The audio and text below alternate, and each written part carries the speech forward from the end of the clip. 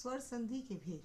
स्वर संधि के जैसे कि मैंने पहले क्लास में आप लोगों को बताया था कि 5 भेद होते हैं जिसका कि मैं आज वर्णन करूंगी। लेकिन 5 भेदों के अलावे इनका 2 और भी जो होता है, एक अन्य भेद हो जिसे गौण भेद कहते हैं जो पूर्व रूप और पर रूप होता है। पहले हम मुख्य भेद का वर्णन करेंगे। मुख्य भेद में पहला है दीर्घ संधि। दीर्घ संधि का सूत्र होता है अकशवर्णे दीर्घ, अर्थात अ आ ई उ री री से परे क्रमशः यही वर्ण हो तो दोनों वर्णों को मिलाकर एक सवर्ण अर्थात दीर्घ स्वर हो जाता है। इसे दीर्घ संधि कहते हैं। जैसे आ मिलकर आ और अ मिलकर भी आ बनते हैं और आ दोनों मिलकर दीर्घ संधि है। अर्थात इसमें जो हर्ष या दीर्घ स्वर आने के बाद दोनों को मिलाकर दीर्घ संधि हो जाता है। जैसे परम जो अर्थ परमार्थ, वेद जो अंत वेदांत, सभा जो अर्थ सभार्थ, विद्या जो अर्थी विद्यार्थी। अब आ और आ यहाँ दोनों ही जो है स्वर हैं दोनों ही दीर्घ स्वर हैं। दोनों दीर्घ स्वर को मिलाकर भी दीर्घ स्वर बनता है। जैसे दया जो आनंद दयानंद, विद्या जो आलय विद्यालय विद्यालय।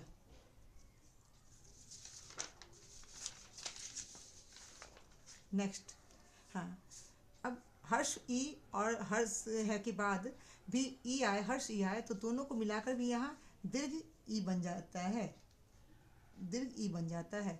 जैसे मुनि जोड़ इंद्र मुनिंद्र, कवि जोड़ इंद्र कविंद्र।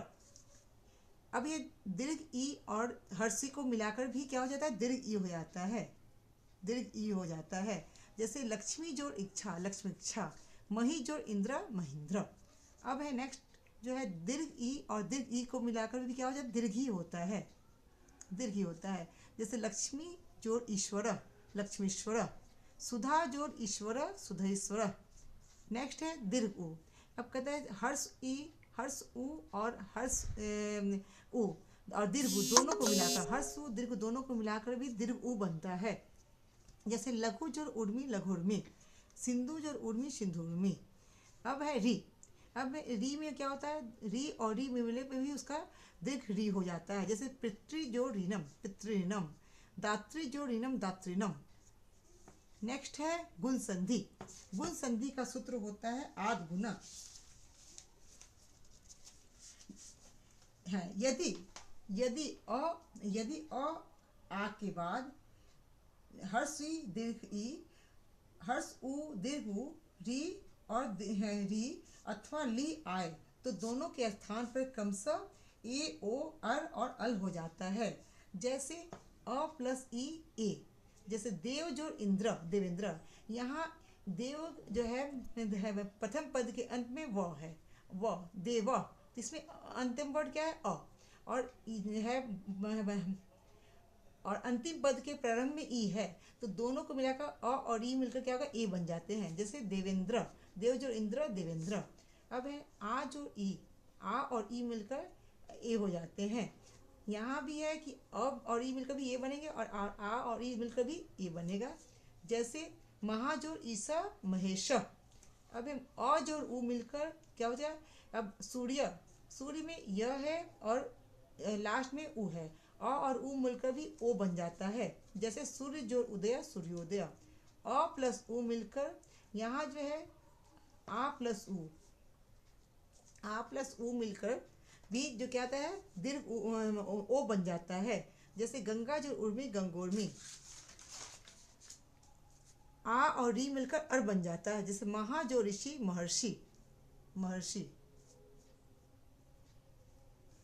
नेक्स्ट है आ और ली मिलकर अल बन जाता है। जैसे माला जो लिकारा मालरकारा। नेक्स्ट संधि हमारा है वृद्धि संधि। वृद्धि संधि का सूत्र होता है वृद्धि रेची।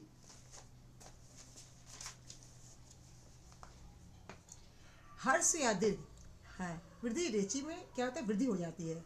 जैसे हर्ष या दीर्घ अ आ से परे ए ऐ आय आए तो ए होता है और अ आ से परे ओ औ आए तो औ हो जाता है। इसे विधि संधि कहते हैं।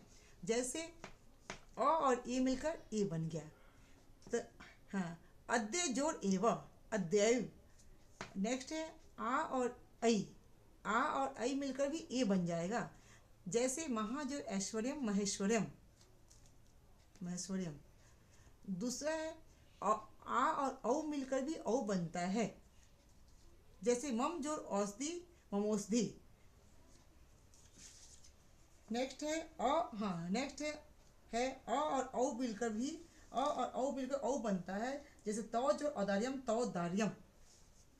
नेक्स्ट है यन संधि। यन संधि का सूत्र होता है इको यंची, अर्थात इक स्थाने यन स्यात्। यदि पूर्व पद के अंत में ई उ री ली से परे असवर्ण स्वर आए तो क्रमशः ई को य, उ को व, री को र और ल को ली को ल होता है। उदाहरण, अ और ई और अ मिलकर य बन जाता है। ठीक है, जैसे यदि जोड़ अपि, यहाँ जो है पूर्व पद का अंतिम वर्ण ई है और बाद में अ है, ई और अ मिलकर य बन जाता है। यदि जोड़ यपि यद्यपि। नेक्स्ट, ई और आ है, पूर्व पद के लास्ट में अगर ई हो और बाद में आ आए तो इन दोनों को मिलकर अय हो जाता है, जैसे इति जोड़ आदि इत्यादि। नेक्स्ट, उ और आ, उ और आ मिलकर क्या हो जाता है, औ हो जाता है। उ और आ मिलकर औ हो जाता है। सु जोड़ आगतम स्वागतम। नेक्स्ट, री और आ मिलकर रहता है तो है पितृ जोड़ आज्ञा पित्राज्ञा। नेक्स्ट, ली और आ मिलकर क्या बन जाता है, ली और आ मिलकर ला बन जाता है। ली जोड़ आकृति लाकृति। नेक्स्ट संधि है हमारा अयादि संधि। अयादि संधि का सूत्र है एचु अय वायावा।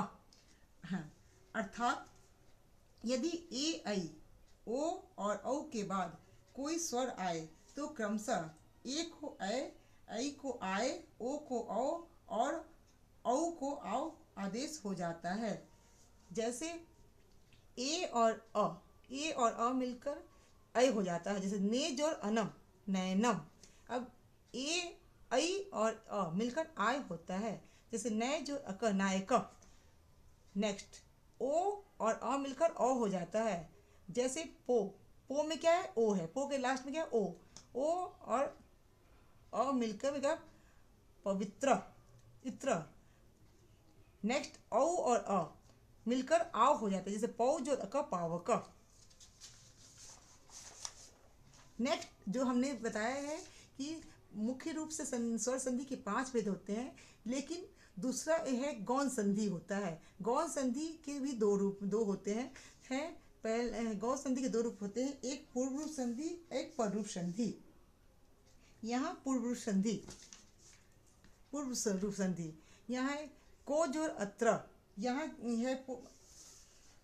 है पदांत के अंत में ए ओ से परे यदि हर्ष अ आए तो उस अ का पूर्व रूप हो जाता है। पूर्व रूप का चिन्ह जो है अड़क ड की तरह होता है, जैसे कि को जोड़ अत्र, इसे अग्रह भी कहते हैं। वने जोड़ अत्र वनेत्र, इस आकार को जो ड की तरह दिखता है इसे हम अग्रह भी कहते हैं। नेक्स्ट, पद रूप संधि। पद रूप संधि अकारांत उपसर्ग से परे एकारादि ओकारादि धातु रूप आने पर उपसर्ग का अंतिम अ पद रूप हो जाता है, अर्थात ए ओ में मिल जाता है, जैसे प्र जो एजते प्रिजते, उप जोड़ औषधि उपोषधि इत्यादि।